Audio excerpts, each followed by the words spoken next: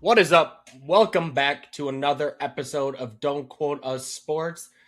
It is Wednesday, February 11th, episode 42. We got some absolute bangers. When I say bangers, I'm talking about athletes that have worn the number 42. This is a stacked number. And I think we already alluded to that at the beginning of last episode. We did, and let's start at the top, because we all know that everybody else who wears 42 emulates this guy. The reason they wear it is because of this guy. Well, don't beat around the bush. We all know you're talking about Jackie Robinson. Hell yeah, the Pasadena Kid. Yep, broke the modern era color barrier with the Brooklyn Dodgers. Won an MVP, 6-time All-Star, Rookie of the Year, World Series champ, obviously. His number is retired across all MLB teams. So, the one that started it all, Mr. Robinson. Maybe one of the best athletes of all time, too. Doesn't get brought up enough, but definitely he's up there. Thank you. Because, Jackie gets the credit for breaking the color barrier in baseball. Love that. I don't think people talk enough about what kind of baseball player this dude was. This dude was playing a different sport than everybody else when he was out there. Dude, I'm talking about at UCLA. Did any letter in 3 or 4 different sports while he was there? I think football, track, and baseball, right? Yeah. I think that says enough right there. I tell you, so when I lived in LA and I worked at the Rose Bowl and all that, right? Nice flex, thank you. I wasn't there for the. I was there for the Brandy. Is it Brandy Chastain, the one who took her shirt off at the Olympics and for Team USA soccer? That was Mia Hamm, dork. Nope. Mia Hamm didn't do that one. That was Chastain. Mia Hamm was on that team in the World Cup.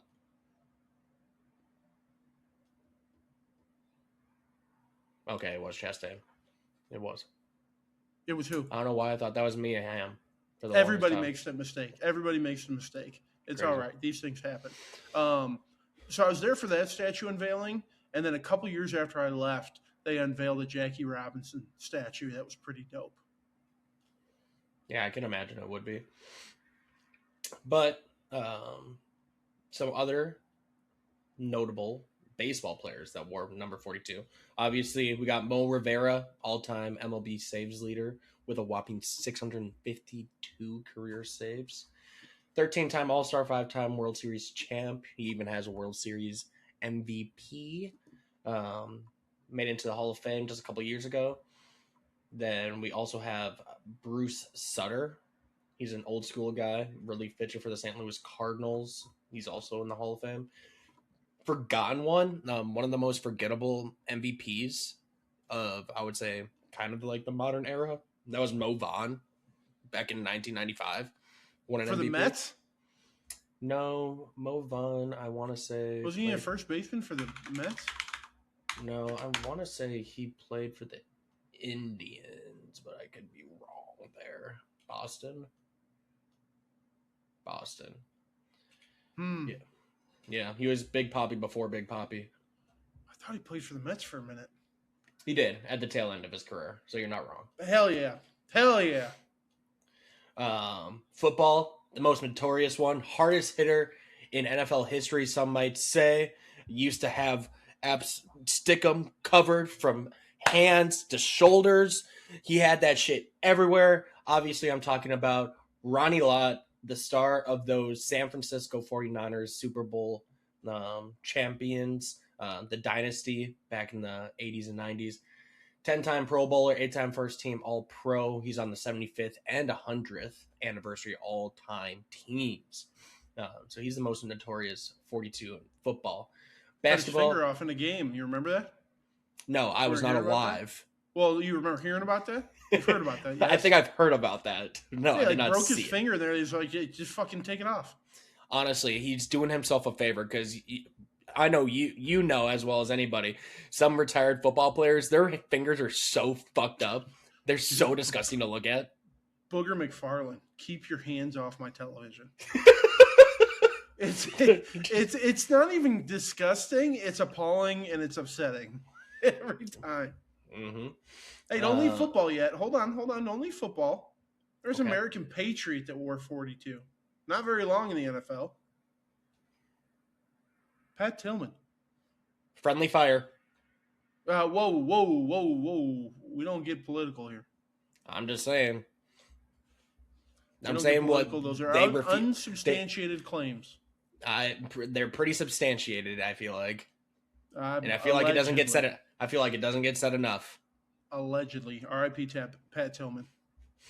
Basketball. Got to shout out the boy Kevin Love. I'm glad Might you be didn't leave him off. I thought you would.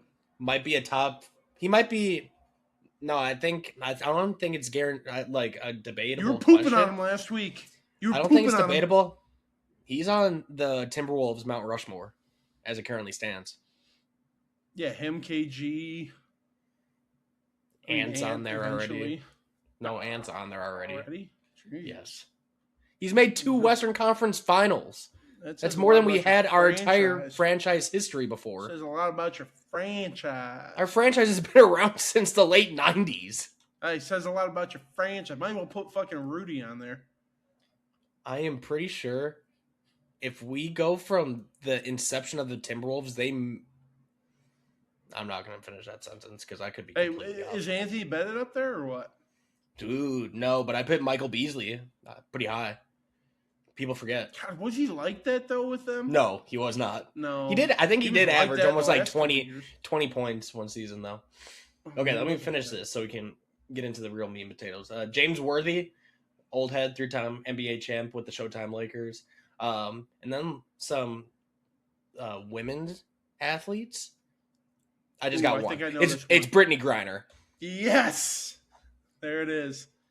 Probably one of the best women basketball players of all time. She's no Lisa Leslie, but she's good. Yeah, I'll say it. Other 42s in basketball, Al Horford. That dude's still like loafing around on the Golden State Warriors. That dude's been around for fucking ever. I'm waiting for you to say a name. David Lee of the New York Knicks. The Australian, not the name I was looking for. David Lee is not Australian. I'm 90% certain David Lee's Australian. Are you thinking Bogut?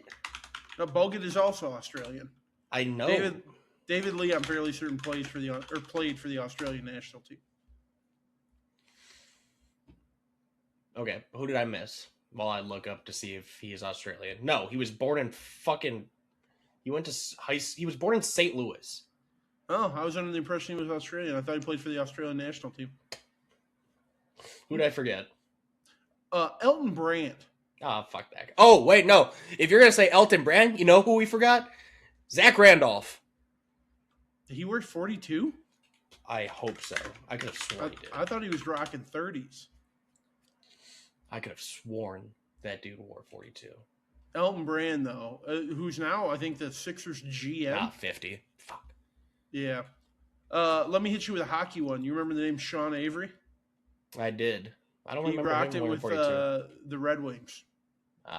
Late in his career. Mm-hmm. I see. And then one more basketball, Jerry Stackhouse, one of the flyest college coaches. College G League college coaches. He's out there in a 3-piece suit with a timepiece and the dangling chain. I don't know if they're winning games, but he looks good doing it. Yeah, I feel like him as a coach, they do more winning after he leaves. But like Syracuse this year, now that he's not there anymore. But yeah, he was a dog. So yeah, that's athletes that wore number 42. Solid number. But yeah, a lot of names. Flipping over to the big news, or the most recent news, I should say, and that is Sam Darnold is a Super Bowl champion. Champion. So if we just want to do winners and losers from the Super Bowl on Sunday, I think winners are Jets fans that can claim a partial championship from Sam Darnold. It's like he was the guy, just the wrong organization. But we picked the right guy. And then And he beat the losers, Patriots. and then on the flip side, Vikings fans, because we let the Super Bowl winning quarterback leave in the offseason with not much difficulty. That's really all I had. All right, let me hit you with a winner that we kind of talked about during the game. Jason Myers, kicker from where? Marist College, PFL legend. Shout out to FCS on scholarships. He broke, was it the single season scoring record that he broke during the game, which is, I mean, insane, right? But going into the mid third quarter before Kenneth Walker kind of figured it out, Jason Myers was looking like the MVP of the Super Bowl. Definitely through the half.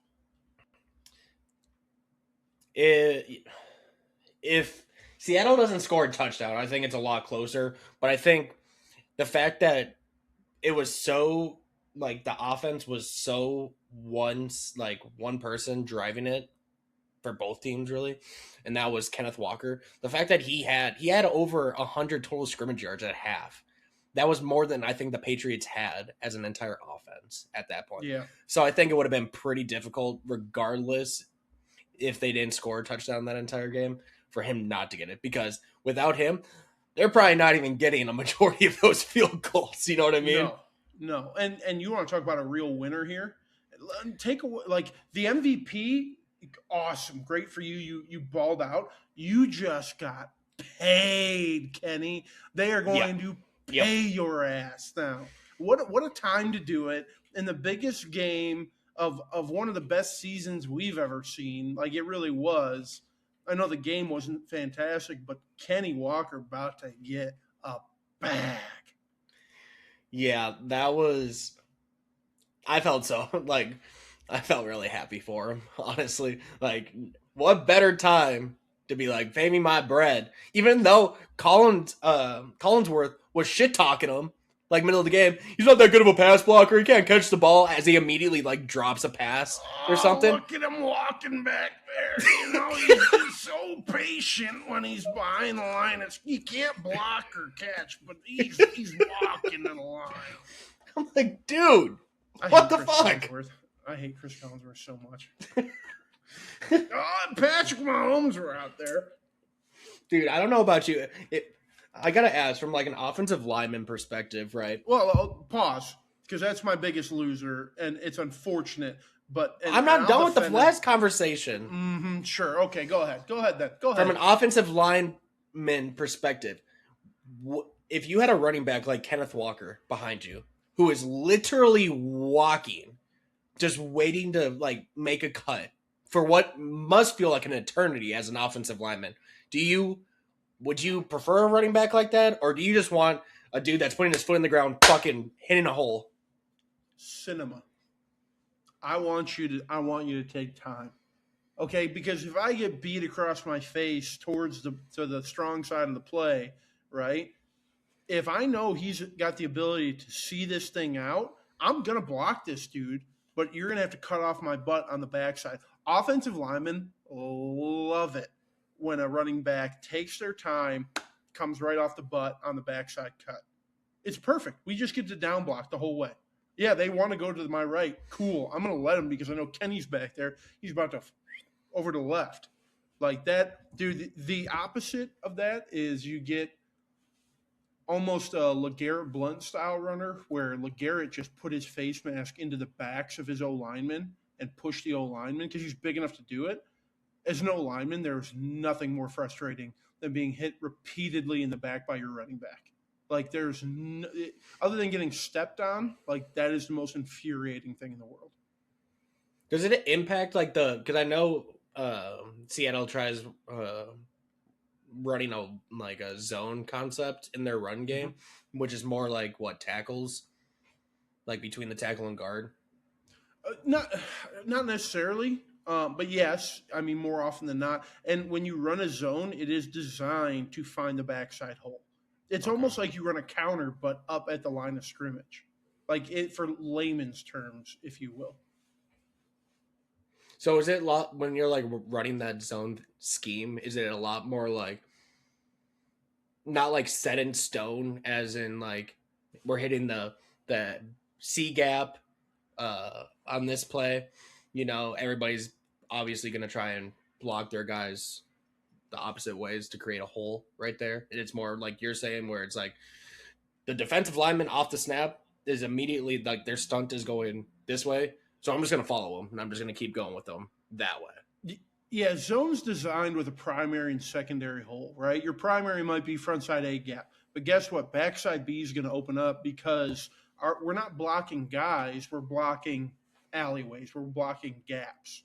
So as a right guard, I might have to block the B gap, but that guy who's sitting in the B gap to start might jump over to the backside A gap. Okay, that doesn't matter. Cool. I'm going to pop him with my hand. I'm going to keep on going on my track. Just like a train. I'm just going to keep on moving. Anything that comes into there, that's mine now. So that's why you get the back cuts and you get secondary movement at the 2 yards of gain. And all of a sudden it's, whoop, there you go. Having a patient running back really helps with that. And like that's the O-line from Seattle did a great job. Kenneth Walker made them look good by his vision. Here's another thing in the zone scheme. I'm so glad we're talking about this. I think we can agree that Seattle's tight end room might be the best blocking tight end room in the NFL.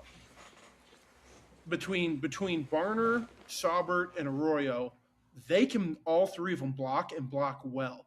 So when you run that play to the right and you know Kenny is going to go back left, you'd better have a hell of a tight end cracking down on that D end or outside linebacker so Kenny's got room to get out and go. Well, let me introduce you to Eric Saubert and Eli Arroyo. These guys are blocking the hell out of people. Yeah. Speaking of, has he responded to your text message yet? Not yet. I'm sure he's been busy. So damn. No, I shot him a text after the game. Proud of the guy. First Drake alumni as a player with a ring. I did see the Snapchat, Eric. If I don't know if he listens to us regularly, if at all. But what I will say is I did see your Snapchat of you chilling, and I mean Jay chilling on a window seat, sunglasses on, Lombardi trophy, left arm, just chilling. Casual. Anything cooler than that? Is there anything cooler than that? I don't fucking think so. I haven't found it. Some pictures with the Stanley Cup, I might argue. You and I, though, like, that's pretty fucking cool, man.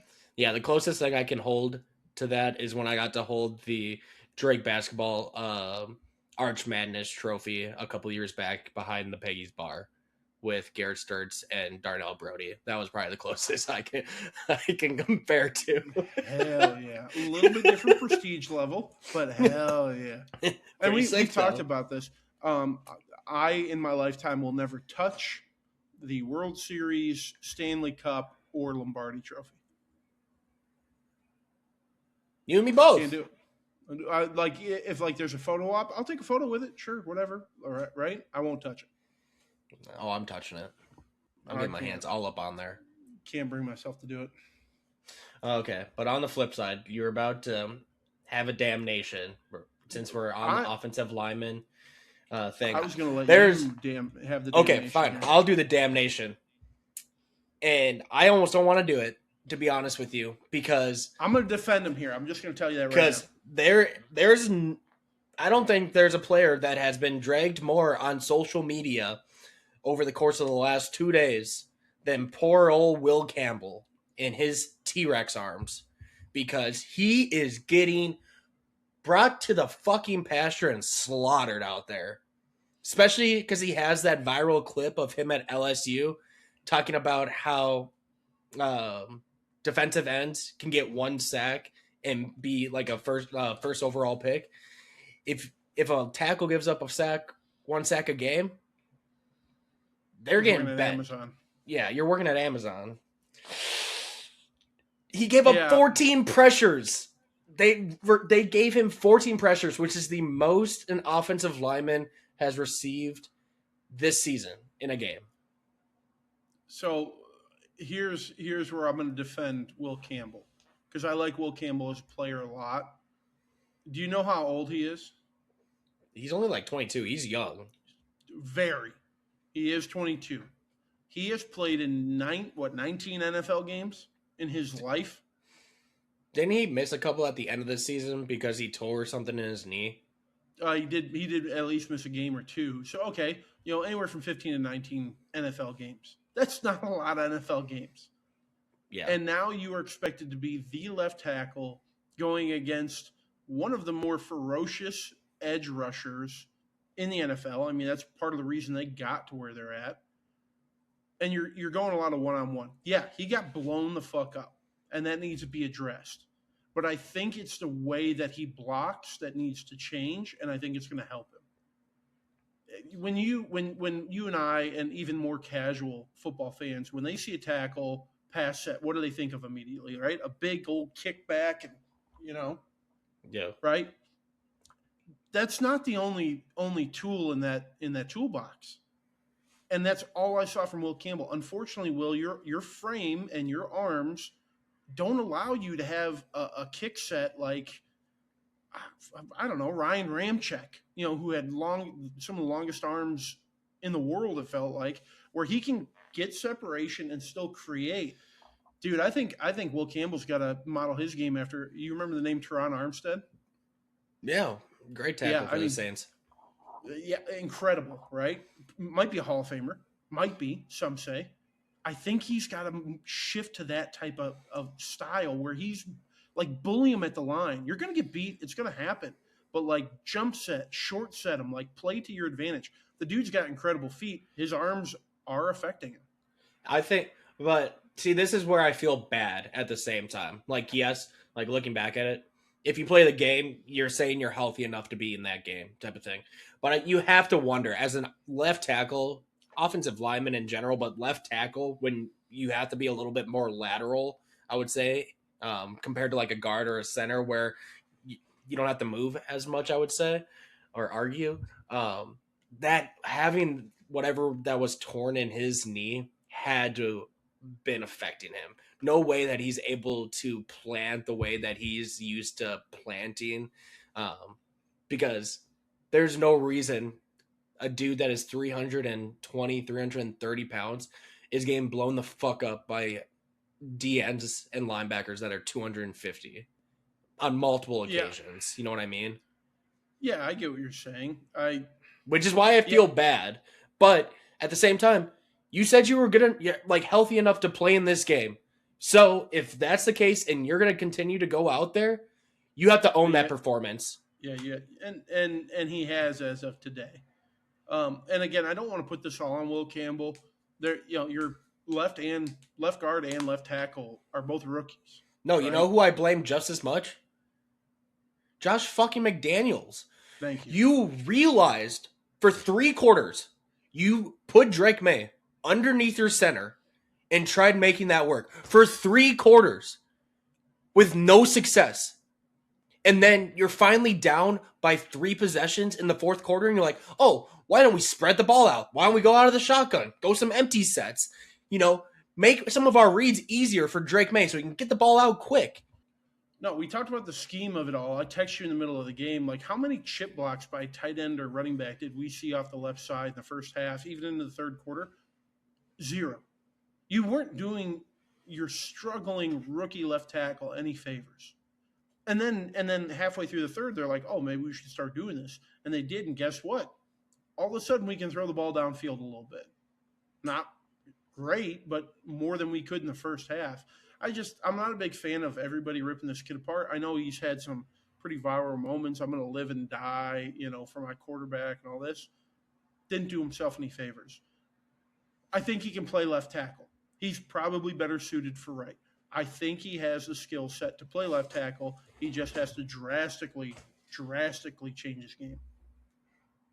Yeah. But going back to Drake Maye, there's a couple of things I got to read out because they're pretty relevant now. So this was posted back earlier in January. Real quick, hold on. Let's not forget this was your boy. I want to throw it like we've been our boy. I'll say we've been a fan of Drake Maye. Mm-hmm. No starting quarterback still with a last name less than 5 letters has ever won a Super Bowl? Advanced analytics. Starting quarterbacks with the initials DM are now 0-3 in the Super Bowl, joining Dan Marino and Donovan McNabb. Advanced analytics. But then the really bad one that I sent you earlier today. Drake May's 2025 playoff run was the worst by a quarterback who started 3 games in a postseason since 2000 in terms of total EPA, which is expected points average or some shit like that. I don't know. You're the analytics guy here. You tell me. I am the analytics guy, and I'll be honest.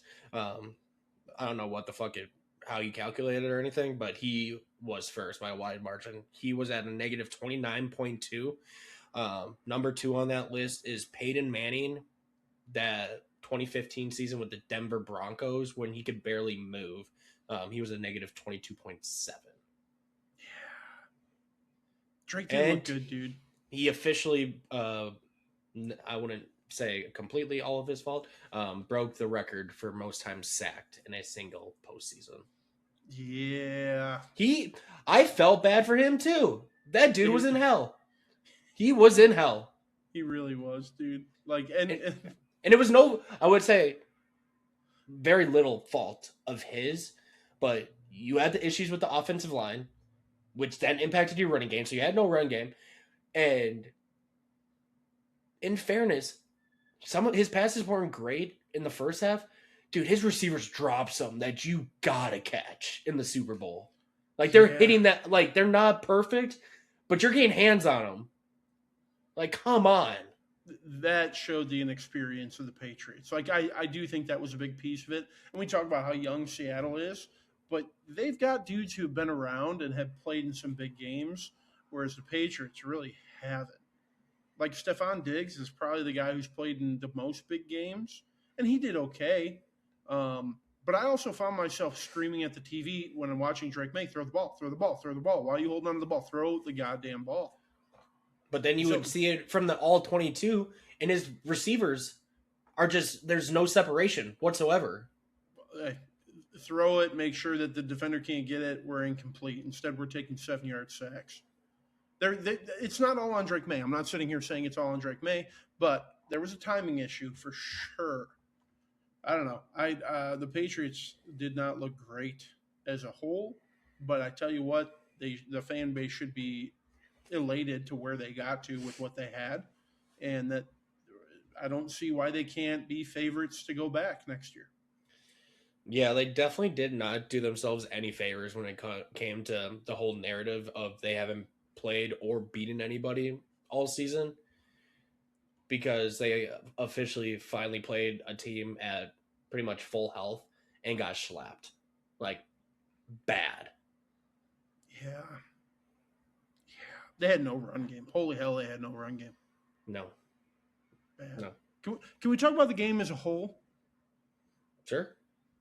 So I've said it repeatedly. I've said it here tonight already. I thought this was one of the greatest NFL seasons, maybe of our lifetimes, maybe of all time. I'm not sure. But it felt like there was just so much movement, and all of a sudden one team, starts to take a lead, and then they fall apart, and the storylines along the way. I was really hopeful for just an absolutely electric back and forth Super Bowl. That game was straight up boring till halftime. I was so hopeful. I would argue it was bored until the fourth quarter, and even then, the game was already out of hand. Like, you knew they weren't coming back. Like, I was watching it with Rachel. I think there was 6 minutes left, and that was when Seattle was up by 19, I think, or something. He's like, why did they keep sending Drake May out there? Because of the game that he was having. I'm like, and she's like, well, can they even come back? And I'm like, well, yeah, technically, but most likely not. She's like, well, why does he keep going back out there? I'm like, what that would tell your teammates, quit on your team like that. Keep swinging. That's you have to mentality. Just keep swinging. You know who wouldn't have gone back into that game though? Oh, Jay Cutler. what's old boy's name that I can't stand? I can't. Richardson, Anthony Richardson. Anthony Richardson would have quit about 2 minutes into the second quarter. I'm tired. I'm tired. Well, also the commercials. Dude, it was the same shit. It was AI, it was weight loss pills or shots. It was crypto. Mm-hmm. I will say the Backstreet one of where we were just singing karaoke. The T-Mobile. No, it was crypto. I think it was Coinbase. The Backstreet Boys were in 2 Super Bowl commercials. I want it that way. Tell me why. Are you talking about the one with Drewski? No, dude, it was straight up karaoke on the screen. Oh, I guess I missed that one. I saw the one with them and Drewski for T-Mobile. And it wasn't Drewski. Wasn't that with MGK? Like it was the Backstreet Boys, and then they were singing in front of a crowd, and then it like framed over to MGK, and he was by himself in the T-Mobile store. Yes, that was the T-Mobile. Drewski was in that one. No, I didn't watch it that closely. Very briefly, but no, I didn't see a Snickers commercial. I didn't see a Doritos commercial. I saw one Budweiser commercial. Did Coors not get an ad in this one? I don't remember seeing a Coors Light one. Oh no, but Rachel was pissed that Pepsi, they did the Pepsi Zero commercial using the Coca-Cola Bears. She hated it. She was pissed. She's like, how can they get away with that? That's Coca-Cola's thing. Yeah. Well, unfortunately, Coca-Cola doesn't have the copyright to Polar Bear. How many of those ads do you think were fully just AI ads? Oh, a good 50%. Like what was the one? It was one with an animal. I think it might have been the one Budweiser commercial. It was like the horse and then the like eagle. Yeah, I think it was an eagle. There was one where I just looked at it. And I'm like, I guarantee that's all AI. Do you have a best commercial, or are you the Backstreet Boy karaoke is the one? I didn't pay close enough attention. I didn't care. The Liquid IV one. The Liquid IV one, talking about, hey, is your pee yellow? Hydrate with Liquid IV. Oh, I do remember that one. Because I was like, God, what is this commercial? What is this commercial? You know, I like the ones where I'm like, I don't know what it is yet. And at the very end, bam, Liquid IV. And I was like, oh, that's a Super Bowl commercial right there.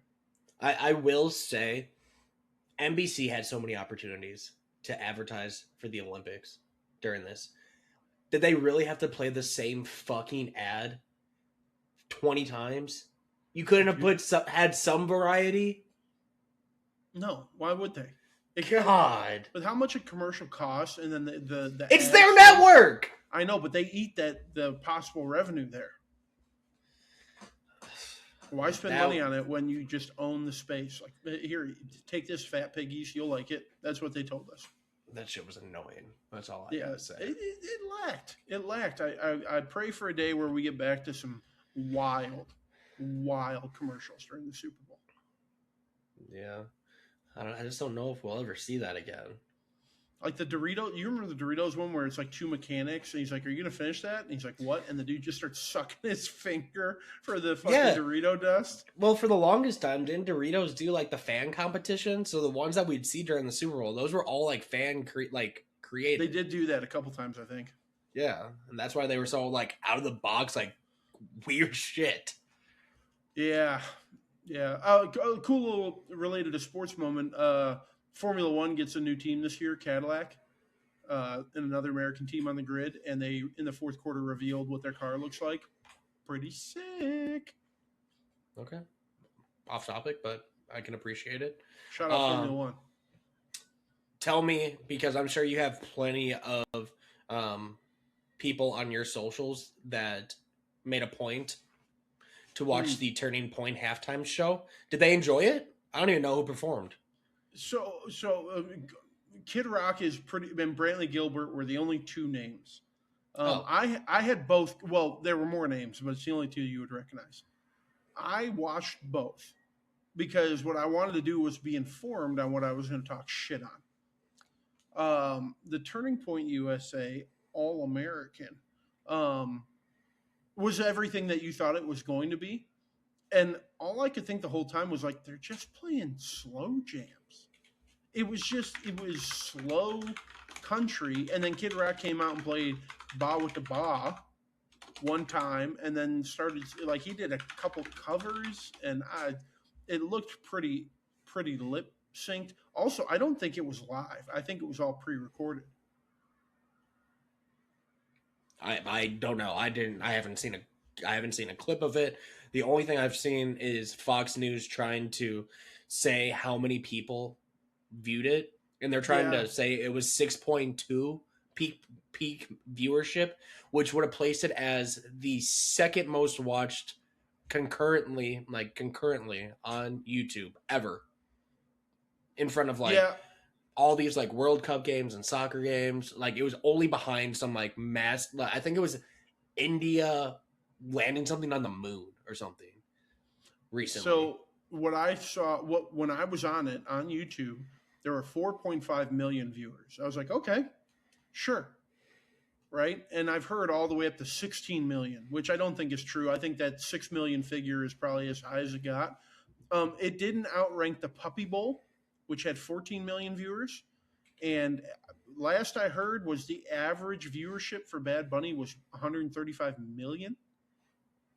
I also heard a wild rumor, and I know we try to stay out of politics, but this is a wild rumor. If you were a club member at Mar-a-Lago, Trump's clubhouse, what halftime show do you think that they had on the TVs? Oh, do not say Bad Bunny. The rumor is that they left just the NBC telecast up and played Bad Bunny on the TVs. If that's true, holy shit, burn it down. Miscommunication there, huh? But hey, shout out to Bad Bunny. Listen, if you actually, shout out Bad Bunny. I obviously know who Bad Bunny is, but I never really like listened to any of his songs by any means. Dude, that was, for not understanding anything he was saying, I thought I was vibing.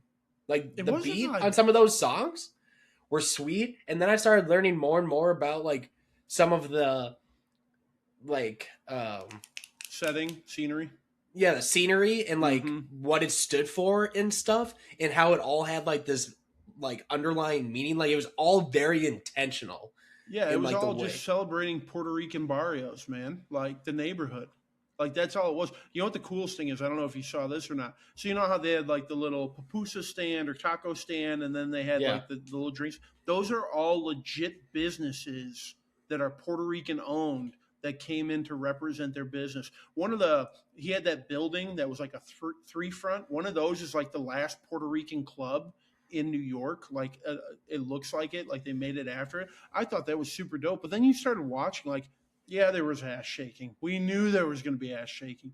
But as he moved through the neighborhood and like, you know, did all the movements, all of a sudden you're seeing people's fucking abuelitas out there and their aunts and uncles. Like you had older people there. Like it was just a celebration of the culture in which Benito grew up in, which I thought was super cool. And you had the sugarcane. That was not just grass, people. That was sugarcane, which is a big thing. That's what Puerto Rico is like known for, or was. Like that was their main export for a long time. It still is. Did you see how many people thought like, oh my God, I didn't know there were people in there? They showed those people coming down the ramp on TV. I didn't realize that for a long time. I did not. So that was pretty. I didn't see the video until the next day. Onto the field, and I'm like, oh, that's wild. Like, what is this? Then you saw the setting, you're like, oh shit, that's dope. Or the people that literally got married during it. That was legit. Yes, I heard. You know the backstory to that one? I did hear it, but go and tell them. They invited, like they did that thing where they send invites to celebrities, and they sent one to Bad Bunny. He's like, sorry, I can't make it, but you want to get married at the Super Bowl halftime show? I'm playing a gig in Santa Clara if you guys want to come through. Could you imagine? Dude, that's crazy. But they and I was sitting there on the couch, and I wasn't sure when they kind of had the full scene of it initially, but then they kissed again a second time, and I was like, oh, that was like you can't act that. That was a real kiss.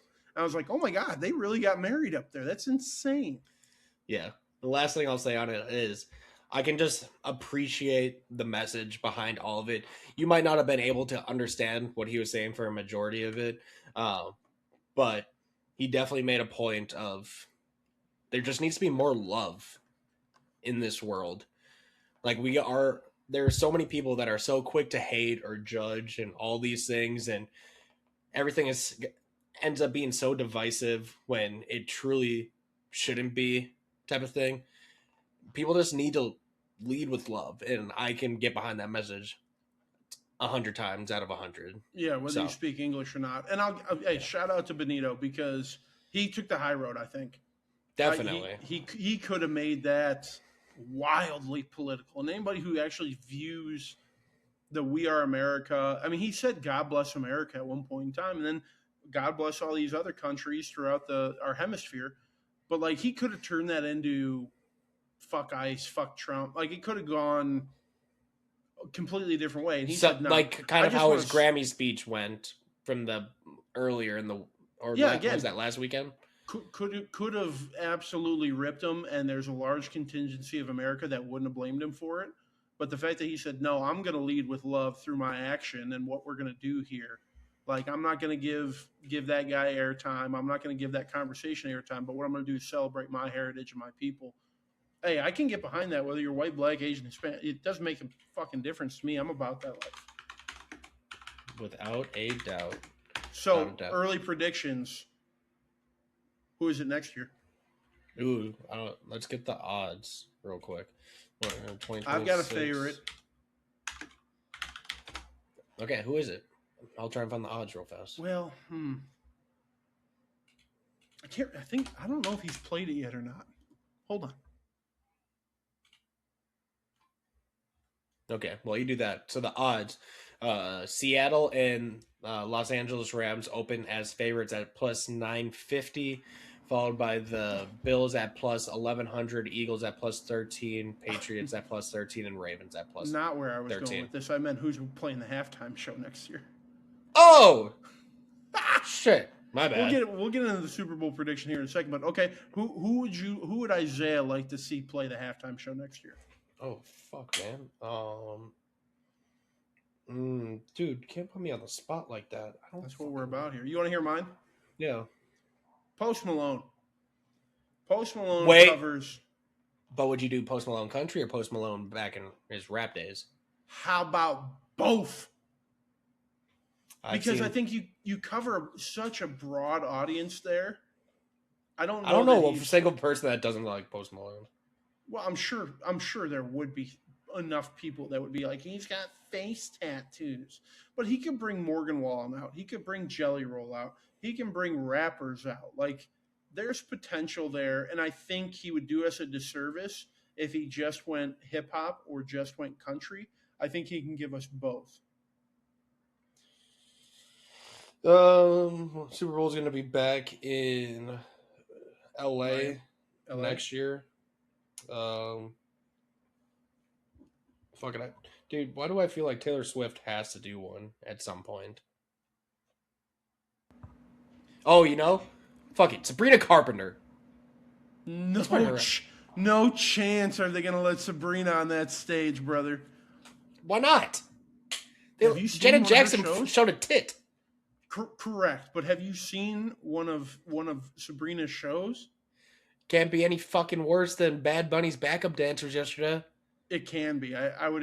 I don't know if I should tell you to encourage you to do this, but if you come across her stuff, it is like overtly sexual, and I'm not hating on it for her concerts. I just don't see that playing well at the Pepsi halftime or whatever the hell halftime show is. The halftime show is not for football fans. It's not for you and I. I'm aware. They're trying to attract the people that could care less about football. Yeah, I get that. Okay, but what I'm saying is if there was this much outcry about a Spanish speaker up there and the little bit of twerking that did take place, what are they going to do when Sabrina Carpenter's bent over in lingerie showing her whole thing to the world? Don't care. That's my pick. I bet you Fox News wouldn't complain then. You told me I didn't have to. I don't need to support my answer. I don't need to answer to you. You asked and I answered. Fair enough. Move on. Watch, they're gonna give us like some bullshit like Beyonce again, and it's like, okay, it's Queen Bee, I get it, but like she's done it. Yeah. Don't care. Either way, don't Give care. me Fallout Boy. Fuck it. Hey, speaking of, I found out that Stained, Hinder, Hobo Stank, like all of those. Hooba Stank. Hooba Stank, sorry. Them, and I think there's a couple more. They're all going on tour together. Oh, this like summer. a elder millennial kind of emo millennial. Divorced dad type tour. Well, yeah, fair enough. Just saying. Fair enough. I might, if it anywhere close, I might go. That could be dope. Okay. You want to predict your Super Bowl winner for next year? Hit me with the odds. Okay. Rams and Seahawks at plus 950, Bills at plus 1100, Eagles, Patriots, Ravens plus 1300, Packers and Lions at plus 14. Okay, out of the NFC, give me the Eagles to go back. That might be a hot take, but I've got an even hotter take. I hate that I'm going to say this, but I'm going to say it out loud. The Jacksonville Jaguars. Yeah. Okay, buddy. Yeah, I know. It's a hot little take, but it's an early prediction. Who you got? Give me the Broncos. Yeah. They were broken ankle away, weren't they? I like the Broncos. I don't think there's going to be a lot of turnover over there, but we'll see. This is way, way, way too early predictions. So what about NFC? You asked. We were talking about Super Bowl winners. I gave you the matchup. You can't give me the NFC? Broncos and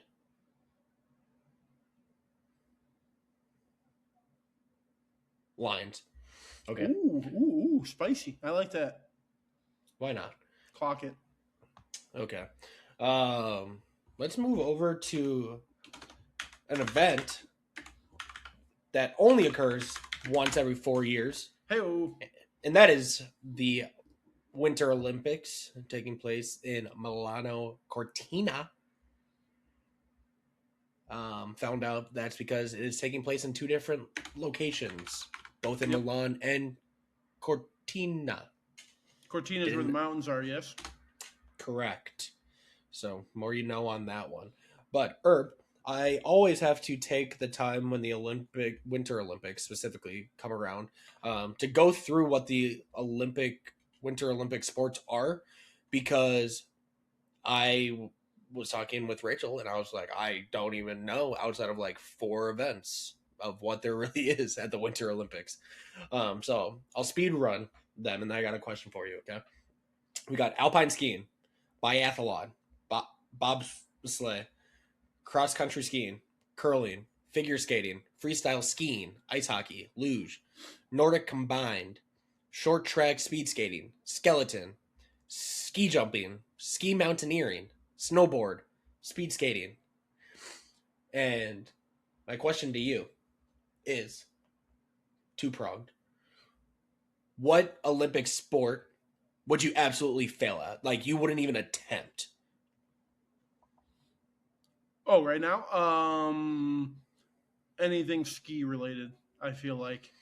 I don't think, like, especially, like, don't get me wrong, like, downhill, it would be the slowest downhill of all time. Mogul, I'm definitely falling. But big air, I'm going to the hospital. Okay. And then, what is, of those events, and I know there's, like, subcategories to some that I said, yada, yada, yada.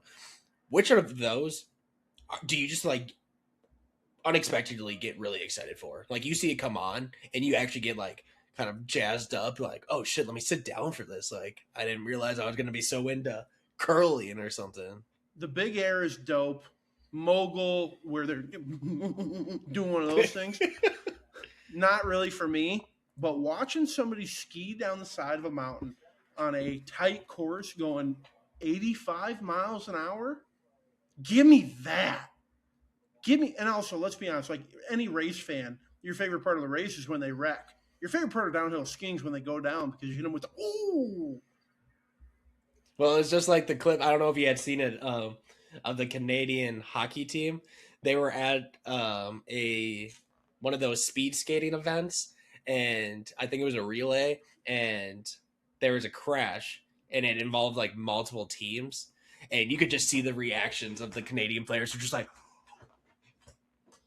Yeah. in the stands reacting to it. Yeah. I know how to skate. My difficulty is finding skates that fit. Shout out size 15. What's up? No big deal or anything. I couldn't skate that well, don't get me wrong, but at least I know how to skate. Skiing is a different beast for me. But what about you? It's like same questions. Yeah, same question. Same questions. Dude, you could not pay me money to go luging. You are sliding now. There's at least like safety precautions and stuff with like the covering of it and whatnot. People have died in this event in the past. Straight up died. You are on a fucking board with two long, sharp ass blades on it, rocketing down an icicle at 80 miles an hour with barely any control over it. And you're hitting I don't care what the fuck they say. You're sideways at certain points. Yes. Oh yeah, dude. Fuck that. But so you're double fuck that for the people that do double luge. I don't know what they call it, but doubles, and you got two men stacked on top of each other on the same sized board trying to fucking do it. Yeah, I don't know why we still have that one. Like singular luge or skeleton is fine with me. Did you see the NBC angle that they introduced in this year's Winter Olympics for luge? Oh, just the crotch shot of everybody as they're coming down. It's being called the sack cam. It's just not fair. Oh, no. You're talking about when they're coming down? Yeah. Oh, no, sir. There's a new angle. At the launch, there was a camera angle, like when they're mounting the board underneath the board. So it's just cheeks and sack hanging down. It's just like that. NBC, that wasn't an angle I needed ever. Dude, there's probably somebody on social media that's like taking like pictures of all those and be like and ranking them. It's already on Reddit. What are you talking about here? This is a 6.3 nut shot. Yeah, sack cam. The sack cam is unnecessary. NBC, shame on you. This is a family event. How dare you? You got people talking, didn't it? It did its job. God, I didn't need to see butt cheeks and sack underneath the damn board. Its job. And then flip side of it, dude, curling. I get jazzed up for curling. Mm-hmm. Still don't really understand how you get any points for the most part, but the fact that you can just like, I love sports when you can truly just hear everything that is happening, like on the floor as it is happening. Like, I wish they did that for like hockey games or NBA games. I would pay a premium to hear what the fuck the athletes are saying to each other out there. But just hearing them scream like the different things and whatnot is super interesting to me. Hey, real quick with curling, did you hear about our mixed doubles? Dude, the Corys, they are going so fucking hard in the paint. Duluth represent. They just beat the Italians, and the Italians are considered the best in the world at curling, which is a little shocking. But for some reason, the Italians are top tier, and we just knocked them off, baby. Not no more. Not no more. So real quick, back to kind of the going down an icy slide here. Would you bobsled? Fuck no. Oh, I would love to bobsled. You couldn't fit in a bobsled. No, I understand that. I also would love to jump out of an airplane with a parachute, but that's not a possibility for me right now either. I understand my limitations. I'm over 300 pounds. There's not a parachute big enough. Not to mention the fact that the first 3 or 4 times you go skydiving, you got to do it tandem. They see my big ass walk in there. You think all the guys who are certified to tandem jump are like, yeah, give me that guy? No. So Rachel can obviously hear me as we record this podcast because I talk quite loudly. But this was an idea she had pitched when we were watching the Olympics. the other day, and she said before any event, an average everyday person Yes. has to perform the event Yes. to truly prove how much better these athletes are at their craft than an everyday Joe Schmo is. And And now she said that, and I was in. I was Yes. all the way fucking in. Yes. And first up in the lane today for the skeleton luge is Mario Bergoni. Mario's a plumber, local plumber from Milan. Did he sign the waiver? He signed the waiver this morning, so he'll give us the baseline, so we're aware of what's going on here. But let's give it up for Mario. Yeah, I'm about that. But I also want it for the Summer Olympics, and I'm going to sign you up for the BMX Big Air contest. Oh, dude. Fuck, yeah. No. And now let's watch the death of a local man. Yeah, he is a quadriplegic now. There's last year's average Joe, Isaiah Matthews. He is a quadriplegic now, but he gave it his best go. Like, the people that have to do it, like, have to be, like, the average, like, Americans, right? Like, the average height is 5'9", 200 or something? I don't know. But it would have to be whatever those averages are. So, like, legitimate, like, here is the definition of average. This is the person off their couch. This is them doing it. Like, because I don't want somebody who runs marathons getting up there, like, this is my time to shine, show the world, you know? And he gets to run a marathon for the entire world. No, it is Joe Schmo, everyday, average person that is doing this. If in the Olympics we had a Joe Schmo perform the event so we have a baseline, and summer or winter Olympics, what would be the funniest event to watch? Fuck. Because I got a lot of wheels. Funniest or most dangerous? No. Funniest. Like, we are on the floor pissing our pants laughing. The funniest. I know how dangerous some of them would, but what would be the one that is just absolutely hilarious? For some reason, I feel like figure skating could get real quirky real quick. Imagine this with me. It's the Summer Olympics. Average Joe has to climb a 30-meter platform and perform a dive into the pool. Could you imagine the flailing? That just dude, in the same like breath or like same idea concept, dude. I don't know how the fuck these people do the ski jumping thing. That looks horrifying. Yeah, my knees would never hold up. Dude, they start 1,000,000 feet in the air. And they fly. They go over 100 and something meters. I don't know what that converts to in American metrics, but it's a long fucking distance. 3 or 4 football fields. That is horrifying. They're flying. With like man flies in those events. There's nothing to save you at that point. You know, there's no way to gently crash one on that. No, and there was an average Joe that did it. Eddie the Eagle from the UK. Have you seen or heard that story? Yes, now that you mention it. And he went out there and performed. Yeah, I forgot he somehow like a year of training. Yeah, but wasn't there like you had to qualify, you had to get a specific amount of points in like international competitions. So you would just go to all the competitions where there was like nobody there, and everybody would just like crash or something, and he'd be the only one that wouldn't crash. So he would win the event or get the points for the event, right? Yeah, dude. It was like me when I was throwing for the track team. Like, I was coming in dead last, but when there's only 6 throwers, points. I mean, it's like the same.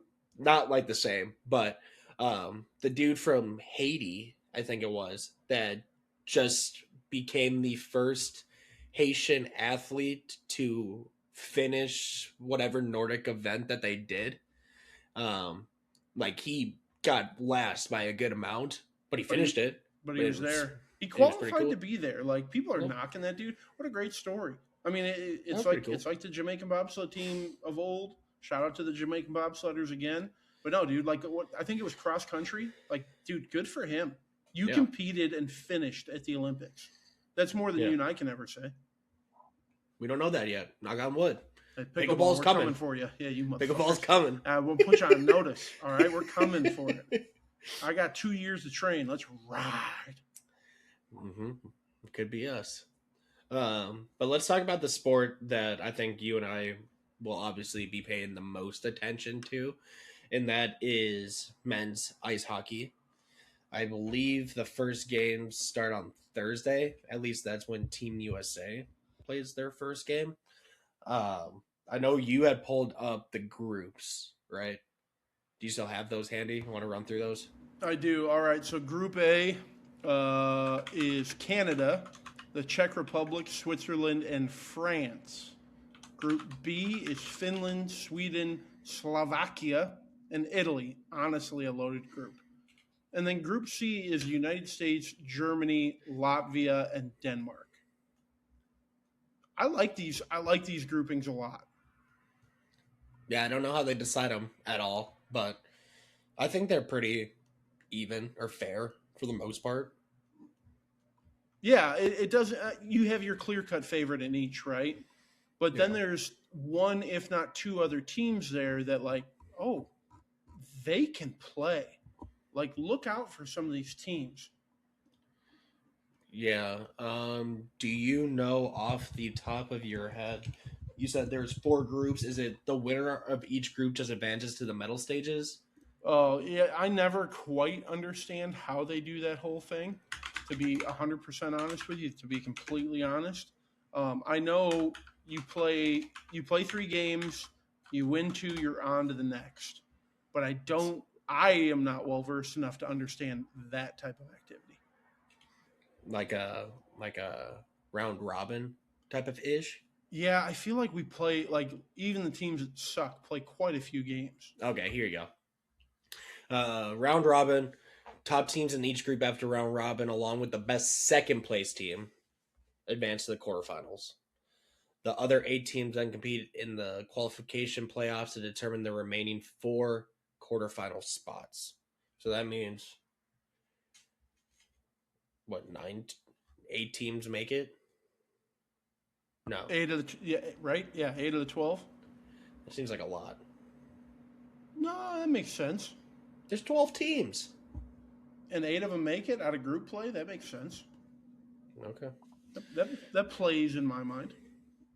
So obviously, okay, let's do this real fast. Group A, you said was Canada, Czechia, France, Switzerland. Obviously, Canada is winning that group.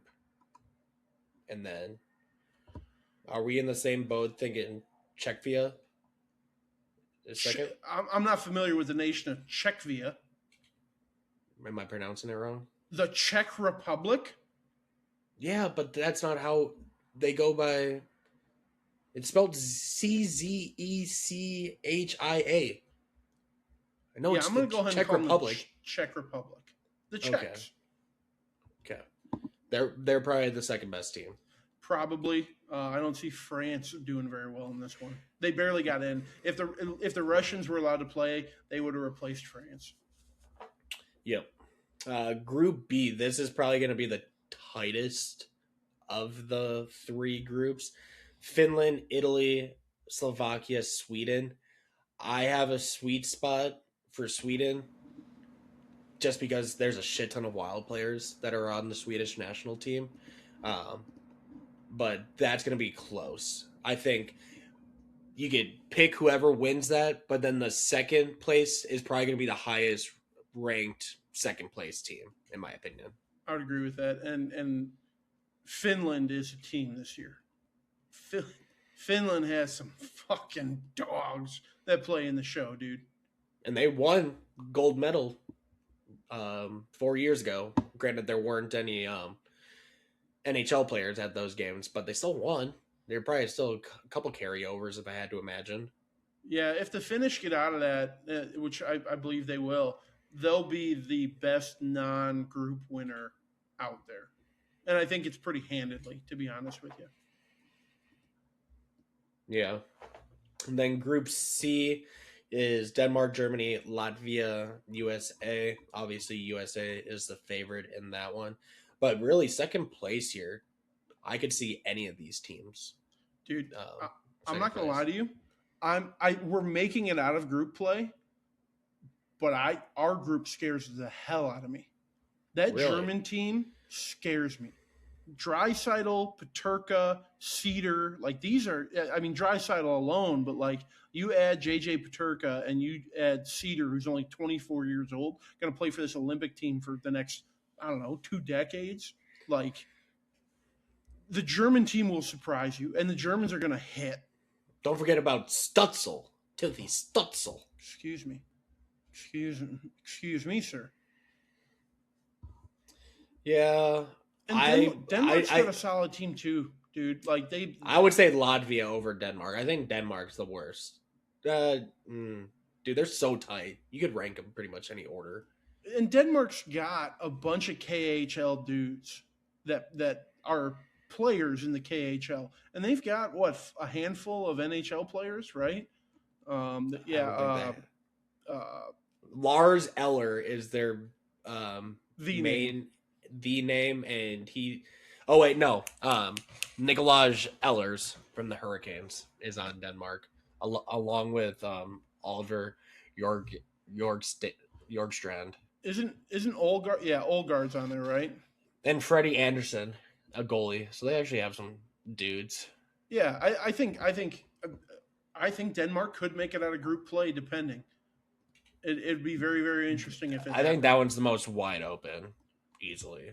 Yeah, I tell you what, Team USA had better strap it the fuck up against the Germans.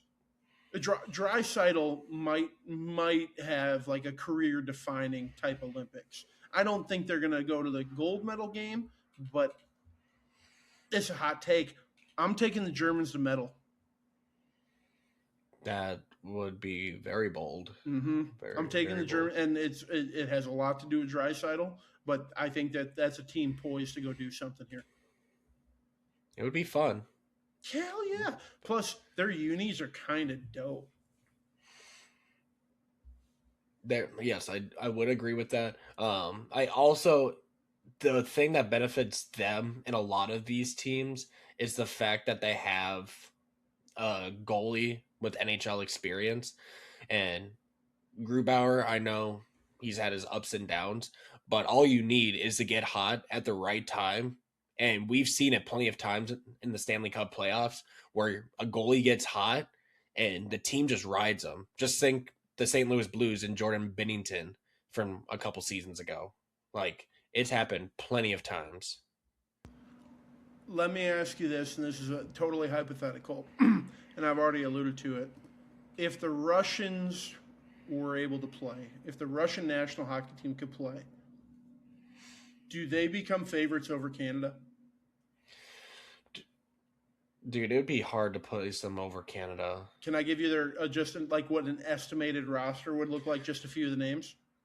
Yeah, but I'm just gonna point out to the fact that the Canadians can probably say that they have the 3 best players on the face of the planet right now. I don't disagree with that, but let me run a few of these names. Right, Kaprizov, your boy from the Wild. Dog. Malkin. Dog. Kucherov. Dog. Panarin. Dog. Yurov. Puppy. Okay. Ovechkin. Dog. Big dog. Marchenko. Dog. Defenseman. That's where they struggle a little bit. Yeah, Orlov. Their forward group is solid, but Sergachev. Then hit me with the goalies. Yeah, I mean, hit me with the. I want to tell you this much: they don't even put Bobrovsky on here. Okay. No, it's the 2 New York goalies and Tampa Bay, right? Yep, Sorkin, and Shesterkin. Like, dude, their goalie makeup is fucking unreal. And that's the only thing holding Canada back is the fact that their goalies suck. And like Canadian goalies, like you're supposed to be the best in the world. What the fuck are we doing? But even like I think Bob would make that team because I know Bob has his struggles throughout the year. When it is tournament style, playoff, big pressure, bright lights, Bobrovsky does it better than anybody between the pipes. That's just a fact at this point. So I think I would put the Russians as a favorite given that No. roster. And I know, again, they struggle on D, but those forwards are absolutely insane. I would probably go I'd probably slot them in at third. I think they're close to Team USA, but that Russian team would whoop the piss out of the Team USA that we're putting out there this year. no. I think so. No. They would. Why are you so down on Team USA? I'm not super down on them. I think you have not said one positive thing about them thus far. We've barely talked about them as a whole, but I fear that we have tried to emulate the European model of speed as opposed to having hitters out there. And hitters is how North American hockey's played. So go out there and beat the ever-loving piss out of them. Russia is one of the few European nations that plays power hockey as opposed to speed. Like the Finns are going to be flying all around. Latvia is going to be flying over all around. The Russians wouldn't. The Canadians are in this hybrid mode, but we chose to go with athleticism, speed, which I get, but I don't want to fight fire with fire. I think you're fighting fire with water on this one. I think you should have got dudes that just came in and wanted to rip dudes' heads off. I don't know. You got the Kachuk brothers out there. That's a good start. I think actually including Tage Thompson, they didn't include him for the what was it? Four Nations last year. That's a big body. That's 6'6", 230, staring you down. But I mean, the mentality of putting Seth Jones originally on that roster, he's not anymore. But like Seth Jones is one of the softest D men you've ever seen in your life. But he's 6'8" on skates. Like I don't like the model in which the direction USA's hockey, and maybe I'm completely wrong, but when I think of USA hockey, it's about hitting. We're going to score goals, but it's about hitting. No, I think you're putting a little bit too much stock into that for just the way that hockey is played nowadays. Like even if you look at Canada's roster, really the only dude you could argue fits that kind of mold that you're talking about is Tom Wilson, which is a really good player to like fit that mold. Like Tom Wilson is a super solid player. But it's not like, obviously you want to have physicality as part of your game, but if you're dropping gloves in the Olympics, that's not what I'm talking about, though. I'm talking about physical hockey. I'm talking about putting people. And they can play physical hockey. Time. We have good size on this team. I mean, Sam Bennett for Canada, he's going to hit you. Sid won't. Horvat will. Jarvis will. McKinnon, I don't think he gives a shit. He'll smack you too. Marchand's going to be all over. Mitch Marner. I mean, McDavid, I don't think they'll let him hit, but I'm sure he's going to want to. Like, I think that there's a different, I don't know. Cale Maker is, Makar, sorry. It's part of the reason that fucking McDavid is successful because he's just fucking flying around. McKinnon is successful. Who'd I say? McDavid. My apologies. I meant McKinnon. Shout out to the Avalanche. Do you think it's us in Canada though in the final? I hope so. You think it's a repeat of Four Nations, or you think we're gonna take a step above? It depends on our goaltending. I feel like we are we're not gonna have the best offensive group. Obviously, that's Canada. We might have the best defensive group, like all in all, arguably, but it's the goaltending that could really separate us from these other teams. But what concerns me is who do you start, because they have all been struggling as of recently. Since January 1st, Swayman is 7-2-1 with a .901 save percentage. Hellebuck is 4-6-4 with an 889 save percentage, and Ottinger is 7-4-1 with an 864 save percentage. Not great. No, and I think it's odd, to be honest with you. Yeah. Hellebuck had his opportunity last year, I feel like. He also got injured earlier this season. I feel like he's going to be the default, but I feel like it's going to be a shorter leash than one might expect for a Vezina winning goalie. Yeah, and also part of me thinks that you start the younger guy, right? I get the Hellebuck has experience, but has struggled. I think you go younger. I think you take he's 27, let him get the experience. If you're that confident in your defense out front, I think you can take that risk there. If that's even a Yeah, risk, to be honest with you. yeah. So that will be interesting. Um, I think the goal for Team USA is really just to get through the opening round healthy, because Yeah, that's what did us in the Four Nations last year was just injuries. McAvoy was injured. Quinn Hughes didn't even play. Um, I Eichel think skated in the last game hurt. I think Quinn Hughes by himself is going to make a ginormous difference. Yeah, So we're young too. God, are we young? it's exciting. It's a super exciting time. I will say it does suck with all this talk about Russia and whatnot. Like it almost feels like no matter who wins, there's going to be like a asterisk next to it because Russia was not there and where they would fit in the grand scheme of the global game right now. It feels like that's a fair like gripe to have. I like not getting political like Yeah, for the reasons that they're not there, but if we're talking the game specifically, right? yeah, yeah. There has to be an asterisk on this, and again, it's not a political thing. It's just a reality of the Russians can't play. You remember a couple of years back when the Russian Athletic Federation was allowed to compete, Yes. where it was the Russian athletes, but they couldn't rock or like there was no national anthem. They couldn't play. They couldn't wear anything Russian. It was black and white. It was really weird, but like at least they got to compete Yeah. because we all know the Russians do put out some of the best athletes in the world Mm-hmm. in their science experiment labs. Before we get off of hockey though, shout out to Team USA women's hockey, 5-0 against Canada. Fuck Put them. put a shellacking on it. Fuck them. Let me actually I'll save it for my shout out. But shout out to women's hockey. They're absolutely cutting them up right now. Hell yeah. Um. Holy Okay. shit! Hold on, real quick. Let me read you this stat. In 4 games, Team USA women's hockey has 20 goals for. Guess how many they have goals against? One. One. Crazy. I'm good. I'm good.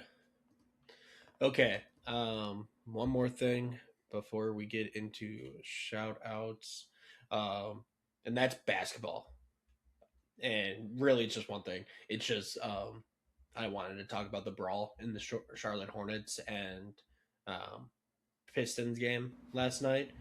Um, that was the closest thing to we've seen to a Malice in the Palace type vibe in a minute. Who wins in a boxing match? Bridges or Stewart? Stewart, that dude's fucking psychotic. But it gets back to the bigger question that I had. Herb, I think they need to introduce into basketball every player in the NBA, all however many there are. They should be allowed to fight one person, whether it be another player or a fucking fan in the stands. You literally point to center court and it's like it's fucking on like Donkey Kong, and they get to fucking kick somebody's ass if they so choose. Are we bringing on a referee and some UFC gloves or what? What do we do? We're not bare knuckle boxing in the middle of NBA games. The court cleanup would be crazy. I don't care. Those are logistics to figure out later. No, I don't. They need to be allowed to fight because I can see a lot of pent up frustration from these players at times. I don't know how you like hockey. They have penalties, right? Fuck. And the reason that it works in hockey is because you get the man advantage. It puts you at a disadvantage, right? If you fight, like you're not supposed to do it, but it can happen. But you get penalized for it. Okay, so in basketball, let's penalize a team. If a player initiates a fight, the other team gets 10 points or something like that. 10 points. I'm trying to equate it to like what a goal would be worth. I feel like it's a lot easier to come back from 10 points. than one in hockey or something. I don't know. You can't take a player away from the team. You can't play 5-on-4 in basketball. No, but okay. 30 seconds left, or 2 minutes left. My team's down by 10. I'm 7 foot tall, Steven Adams. I point to center court, and I say, "Hey, Jalen Brunson, get that little bitch ass over here." That's an easy dub for Steve Adams, and a 10-point swing. Jalen Brunson doesn't have to fight. Also, Steven Adams instigated it, so he would be the one that's penalized. No. I don't need They need to be allowed to fight. That's all I'm saying. Listen, figure it out later. Logistics later. Let the fuckers fight. What happened last night is exactly like that is how that is supposed to play out. That's the extent of letting them fight. Also, I hope that the NBA commissioner's office does the right thing and suspends all those dumb people. I was going to call them a bad word, but I'm not going to. All those dummies, suspend them for 5-game minimums and say, grow the fuck up. Because the whole thing started by a no-name power forward center sticking his forehead into Jalen Duran's face. First off, speak nicely about fucking Moose, because that dude's a stud down here in Charlotte. I will take Jalen Duran any day of the week over him, both in a fist fight. I'm not comparing the two, but for you to call him a fucking nobody is insulting. It was more so in comparison to Jalen Duran. So, and let's be honest, like Duran is having a great year. He's a great player in the NBA right now. Have a little respect. You sticking your forehead in his face and he pushes you away, and then you want to start this big fight over it? Bro, you started it. And then you want to have Bridges handle it for you. Get the fuck out. Okay. No. Did we watch the same clip? He kept running after him. I get it. Like, dude, stop. As soon as and also, you're going to tell me you're not going to react if some other man puts their hand in your face and shoves you? Not if I put my fucking forehead in his face. Anybody's going to react to that. Yeah, but as soon as he was held back, like, it's done, and he wants to keep trying to go at him. It's like, shut the fuck up, dude. It's like the not Jeremiah. Is it Jeremiah Fears in the NBA? Are you talking about the guy from Michigan State? No, who's trying to injure everybody? Well, but there's a Fears in the NBA that came out of Oklahoma that plays for New Orleans. Jeremiah Fears. Yeah, that he does some of the similar shit, but he's not afraid to like talk shit to anybody to a certain point I extent, but or I understand it, but like also, hey, you don't get to just talk shit to anybody, bro. Like, yeah, I wasn't a big fan of Ant talking Draymond shit does it with everybody. The Draymond has rings, brother, and I get it. I'm right on top there with you, but Draymond has to have a little bit of respect because he's got all them rings. It was like Ant talking shit to KD. It's like, hey, not yet. Not yet.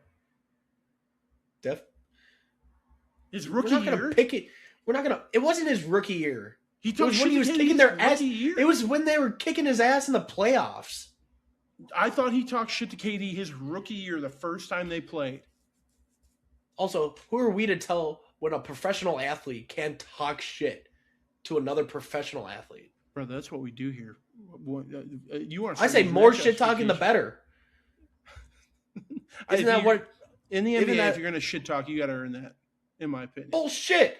You have fucking bozos out there talking.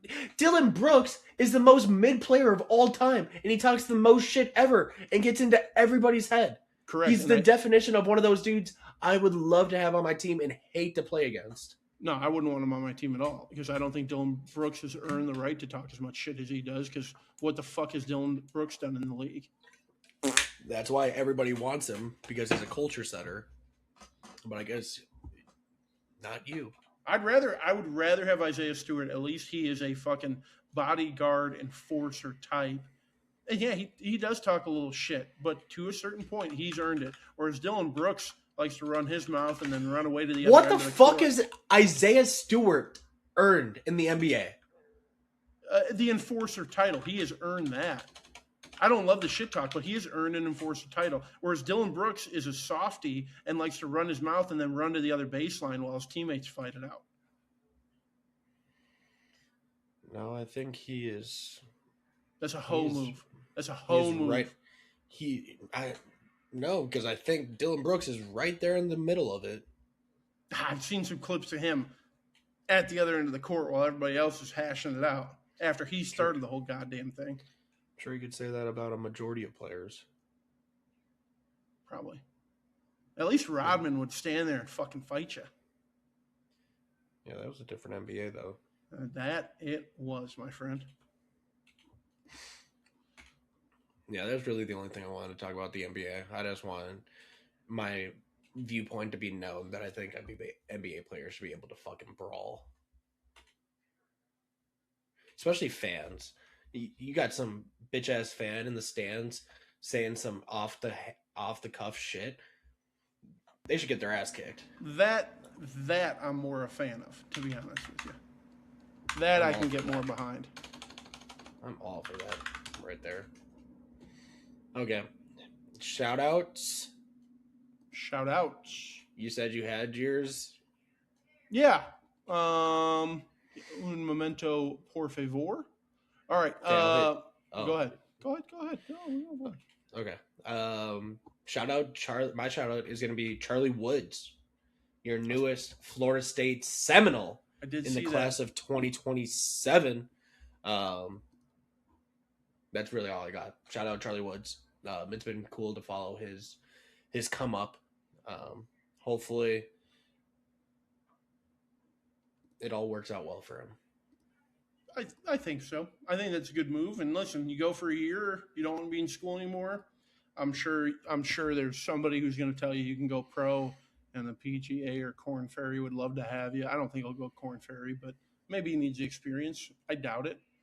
But yeah, good for you. Go to college, read a book, learn something. All right, my shout out. This is going to go back to Team USA women's hockey. Shout out to Tessa Janke. Tessa Janke is a forward. She's got 3 assists in these Olympic Games. She's been a vital part of the entire thing that they got going on. But more importantly, she's from a little town in northern Illinois called Orangeville, Illinois. I got family in Orangeville. Tessa, you're never going to hear this, but I think the entirety of the Freeport area and Rockford area is rooting for you.